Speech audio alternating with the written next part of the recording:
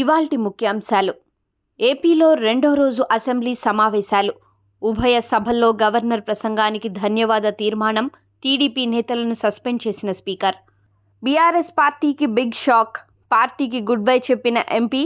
ఢిల్లీలో రేవంత్ రెడ్డి సమక్షంలో కాంగ్రెస్లో చేరిన బీఆర్ఎస్ పెద్దపల్లి ఎంపీ వెంకటేష్ నేత.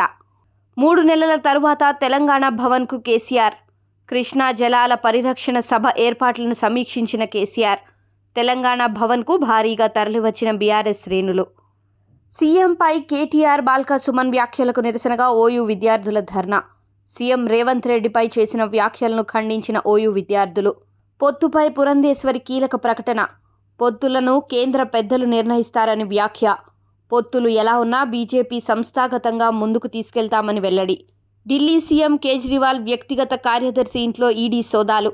మనీ లాండరింగ్ కేసులో మొత్తం 10 చోట్ల సోదాలు జరిపిన ఈడీ అధికారులు.